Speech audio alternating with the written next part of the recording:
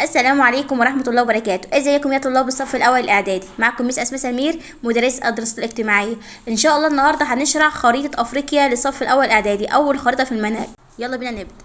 قدامك قارة أفريقيا بكل التفاصيل بتاعتها. قال لك كده دي قارة أفريقيا وحواليها بقى الاتجاهات بتاعتها في أماكن وحاجات مختلفة. تعال نشوف إيه اللي يحد قارة أفريقيا من الشمال والجنوب والشرق والغرب.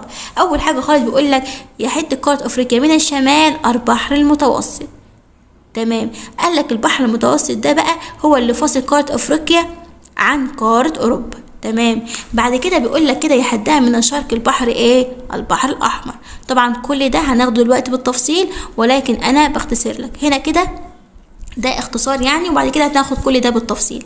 هنا بيقول لك ده خليج عدن. طبعا جنبنا هنا قارة اسيا، الجزء ده شبه جزيرة سيناء، دي قناة السويس اللي ربط البحر الاحمر بالبحر المتوسط. بعد كده بيقول لك ده المحيط الهندي. عندك جزيرة مدغشقر، المضيق اللي في النص ما بين قارة افريقيا وجزيرة مدغشقر اسمه مضيق موزمبيق. هنا جزر القمر، دولة جزر القمر. المحيط ده محيط الأطلنطي. طبعا عندنا الجزء ده خليج غينيا.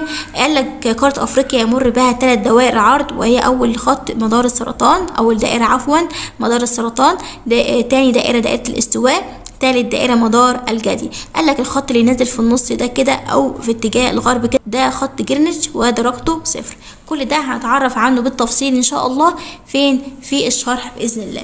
وبكده يا حبايبي نكون وصلنا لنهاية الفيديو. ولو وصلت معايا لغاية هنا ما تنساش تسمع شرح الدرس الكامل على قناة ميس أسماء سمير للصف الأول الإعدادي، وما تنساش تعمل لي لايك وتشترك في القناة عشان يوصلك كل جديد. والسلام عليكم ورحمة الله وبركاته.